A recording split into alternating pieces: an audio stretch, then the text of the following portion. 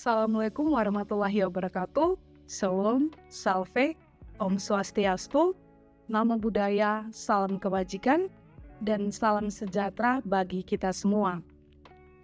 Perkenalkan, saya Sarlinca Sandimao, Sarjana Ekonomi Magister Manajemen, dosen pada program studi manajemen Fakultas Ekonomi dan Bisnis Universitas Timor. Saat ini, saya mengemban tugas sebagai dosen dengan jabatan fungsional asisten ahli.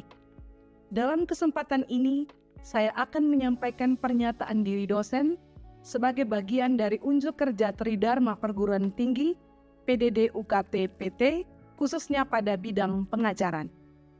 Video ini bertujuan untuk menunjukkan komitmen saya dalam melaksanakan tugas sebagai pendidik, sekaligus menjabarkan kontribusi saya dalam proses pembelajaran bermutu, relevan, dan berorientasi pada capaian pembelajaran mahasiswa. Sebagai dosen pada program studi manajemen, saya secara aktif mengampu mata kuliah manajemen keuangan 1 dengan kode mata kuliah FEB 27019 dan bobot SKS-nya 3 SKS. Manajemen keuangan 1 merupakan salah satu mata kuliah inti dalam kurikulum program studi manajemen. Mata kuliah ini dirancang untuk membekali mahasiswa dengan landasan teoritis dan praktis dalam bidang manajemen keuangan, serta memperkuat kompetensi analisis dan pengambilan keputusan finansial dalam organisasi bisnis. Dalam pengajaran mata kuliah ini, saya bertanggung jawab menyusun rencana pembelajaran semester atau RPS, merancang strategi pembelajaran aktif, serta melaksanakan evaluasi pembelajaran secara berkesinambungan. Adapun capaian pembelajaran mata kuliah atau CPMK-nya yang menjadi fokus pengajaran saya dalam mata kuliah manajemen keuangan 1 sebagai berikut.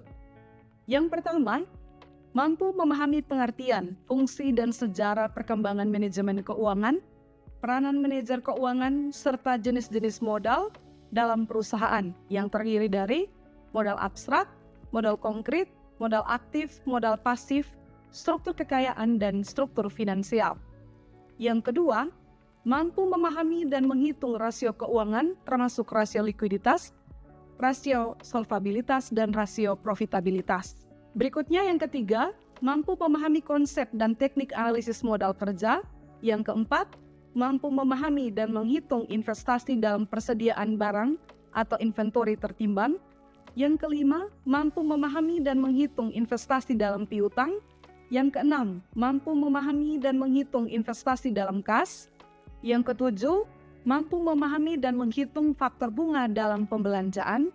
8. Mampu memahami dan menghitung investasi dalam aktiva tetap. Yang ke-9, mampu memahami dan menghitung investasi dalam hutang. Yang ke-10, mampu memahami dan menganalisis resiko dalam penganggaran modal. Yang ke-11, mampu memahami dan menghitung investasi dalam efek sekuritas. Dan yang terakhir, mampu memahami dan menjelaskan karakteristik pasar uang dan pasar modal. Dalam proses pembelajaran, saya menggunakan metode ceramah interaktif, studi kasus, diskusi kelompok, dan latihan soal kontekstual untuk meningkatkan pemahaman mahasiswa terhadap teori dan aplikasinya. Penilaian dilakukan secara komprehensif melalui partisipasi dan kehadiran sebesar 15%, kuis sebesar 10%, tugas-tugas mahasiswa sebesar 15%, ujian tengah semester sebesar 30%, dan ujian akhir semester sebesar 30%. Saya juga memastikan bahwa materi yang saya ajarkan relevan dengan perkembangan ilmu pengetahuan dan kebutuhan dunia kerja. Serta materi yang saya ajarkan sesuai dengan standar capaian pembelajaran lulusan atau CPL Program Studi Manajemen Fakultas Ekonomi dan Bisnis Universitas Timor. Berikut video proses belajar mengajar di kelasnya. Selamat siang semua. Selamat siang. Apa kabarnya? Baik. Hari sudah makan belum? Sudah. Oke, jadi sudah bisa siap untuk kita lanjut materi dari minggu lalu punya ya? Iya. Jadi hari ini kita akan belajar berkaitan dengan investasi dalam aktiva tetap.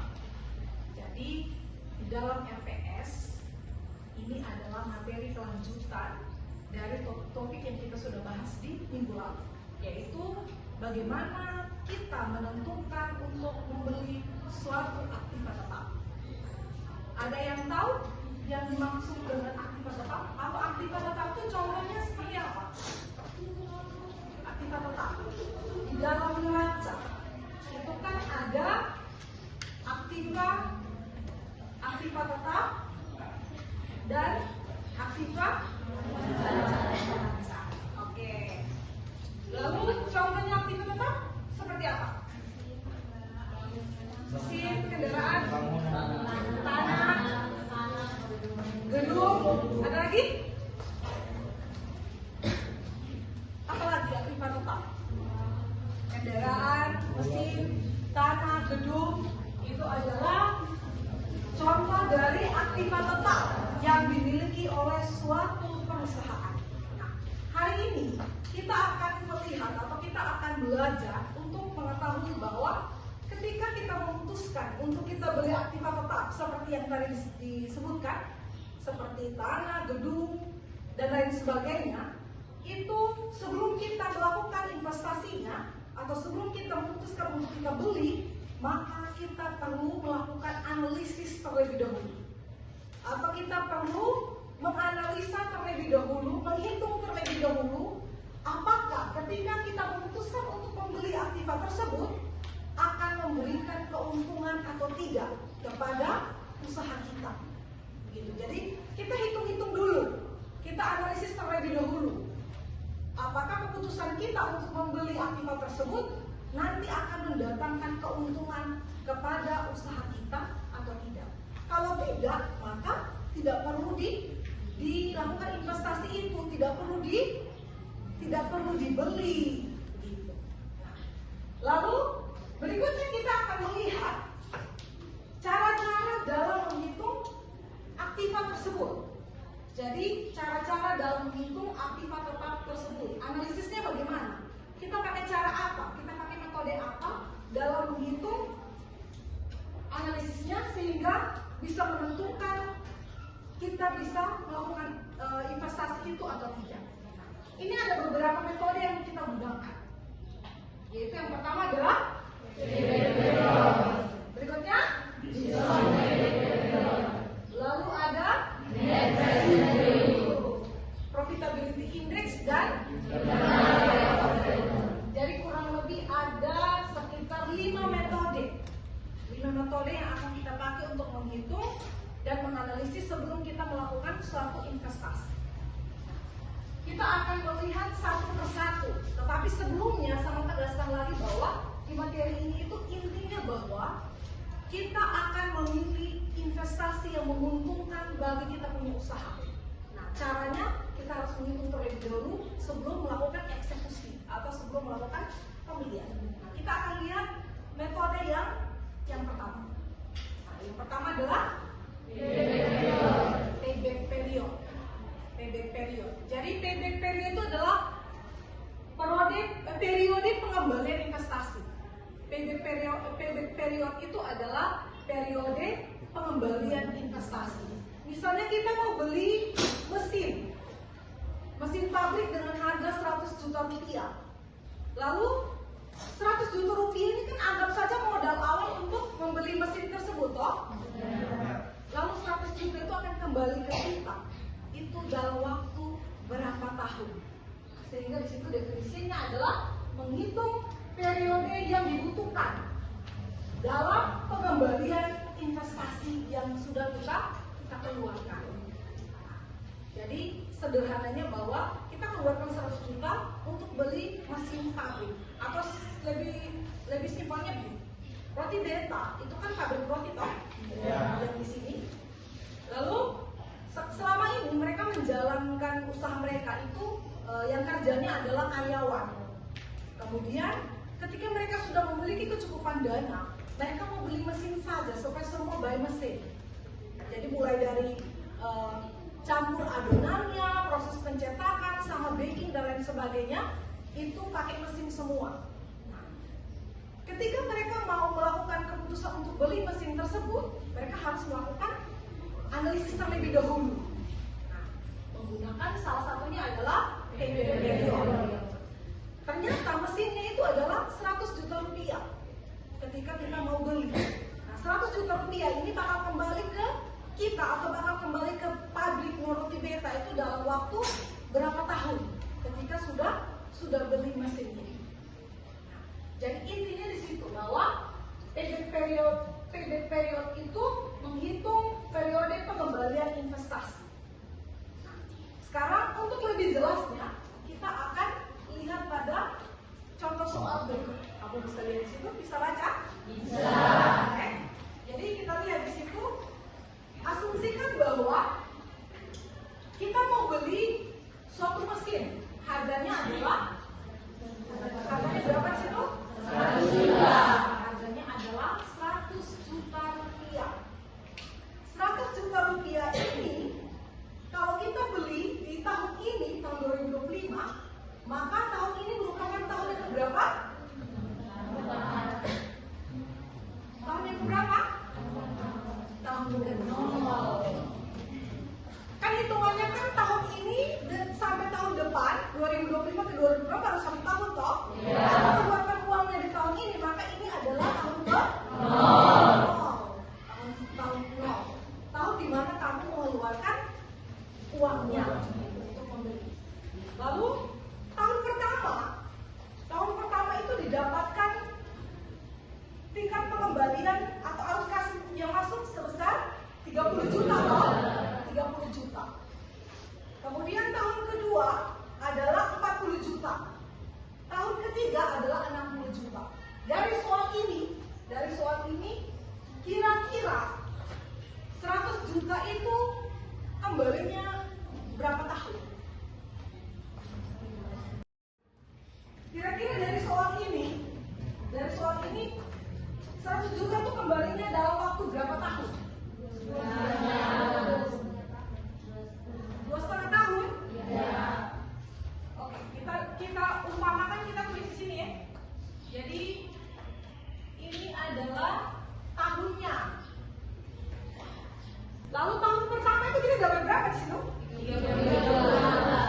30 juta. Tahun keduanya berapa? 40 juta. Tahun ketiga? 60 juta. Dari sini kamu bisa perhatikan kira-kira 100 juta ini bakal kembali selama berapa tahun? 3 tahun. Ada lagi? 2,5 tahun. Ada lagi? 2 tahun 3 bulan mungkin, 2 tahun 4 bulan mungkin. Nah, itu bisa saja.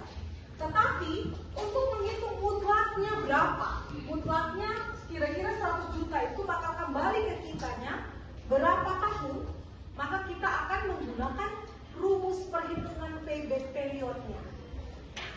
Jadi itu adalah beberapa metode yang kita pakai dalam menghitung metode penilaian investasi dalam investasi aktiva tetap, atau tadi ada sekitar 5 metode tadi toh kita sudah bahas. Yang pertama adalah yang kedua yang ketiga net present value, yang keempat profitability index, dan yang terakhir yang terkenal. Jadi itu adalah 5 metode yang dipakai dalam perhitungan analisis untuk ambil keputusan investasi dalam aktiva tetap. Oke, selanjutnya dari kira-kira 5 metode ini apakah ada kesulitan? Silakan bertanya. Oke, silakan. Terima kasih. Saya mau bertanya terkait payback period. Tadi di contoh soal kan Ibu sudah tertera mengenai keuntungan tiap tahunnya. Pertanyaannya, bagaimana kita cara mengukur bahwa setiap tahunnya dengan keuntungan sekian menggunakan payback period? Karena ini kan masih analisis ini. Terima kasih. Jadi pertanyaannya kira-kira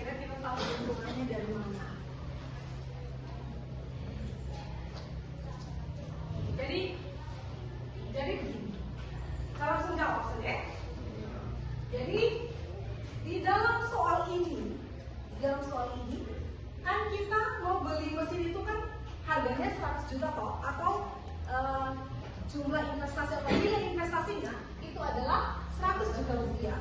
100 juta rupiah ini yang akan kita keluarkan di awal. Kamu keluarkan dulu nih 100 juta rupiah. Setelah itu 100 juta rupiah ini kembalinya dalam waktu berapa tahun? Memang tidak setiap tahun itu sudah memberikan keuntungan, tidak begitu. Karena kan kita lihat dari arus kasnya toh. Nah, kita butuhnya 100 juta. Kita butuhnya 100 juta. Tahun pertama kita mau dapat 30 kan belum untung ya toh? Nah, kita butuhnya 100 juta karena kita sudah keluarkan 100 juta rupiah. Lalu tahun pertama, setelah membeli mesin itu, kita mulai produksi barang, kita mulai bikin roti dan lain sebagainya. Lalu ternyata tahun pertama itu kita baru dapat arus kas yang masuk, itu baru 30 juta. 30 juta. Nah 30 juta ini kan belum memenuhi 100 juta toh. Jadi di sini kita belum bisa katakan dia untung. Nah, lalu tahun berikutnya kita lihat lagi. Ternyata kita masih butuh sekitar 70 juta untuk menggenapi 100 juta. Tetapi ternyata di tahun berikutnya kita baru dapat 40. Kita baru dapat 40 juta. Sehingga 40 juta ditambah dengan 30 juta itu baru dapat 70. Sehingga kita masih kekurangan berapa? 30. Berarti kan kita baru bisa katakan kita untung toh. Karena kita butuhnya 100 juta. Tapi yang ada sekarang yang sudah masuk kembali arus kasnya adalah baru 70 juta. Nah ternyata di tahun ketiga itu kita dapatnya 60. Yang sebenarnya kita butuh cuma 30 untuk menggenapi dari 100 juta supaya kembali modal. Karena kita beranggapan bahwa untuk membeli mesin itu kita perlu mengeluarkan 100 juta rupiah. Nah sehingga karena ini kita butuhnya cuma 30, tapi yang kita dapatkan di tahun ketiga itu adalah 60, maka sisanya ini sudah masuk dalam keuntungan yang diperoleh. Jadi menjawab pertanyaan itu setiap tahunnya itu kita belum bisa kita katakan bahwa kita sudah mendapatkan keuntungan. Tetapi dalam analisis kita menggunakan PDPD itu kita baru bisa diberi keuntungan ketika memasuki tahun ketiga. Tetapi kita targetnya bahwa 100 juta itu bakal kembali dalam waktu 3 tahun. Dan ternyata tidak sampai toh, cuma 2,5 tahun saja sudah kembali uang 100 juta itu.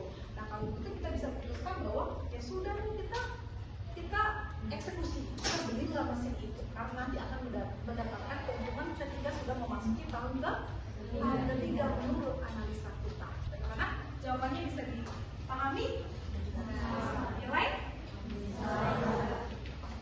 Baik, itu adalah materi tentang investasi dalam aset tetap.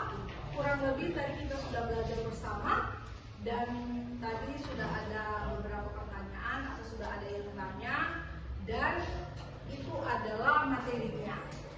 Minggu depan kita akan lanjut ke materi berikutnya terkait dengan faktor bunga dalam pembelanjaan. Nah, oleh karena itu minggu depan kita akan ketemu kembali di sini ya, di ruangan yang sama, di jam yang sama. Sebelumnya terima kasih banyak kalian sudah datang, kita sudah belajar bersama, kita sudah berdiskusi bersama tentang materi yang dibahas hari ini. Terima kasih banyak dan selamat siang semua.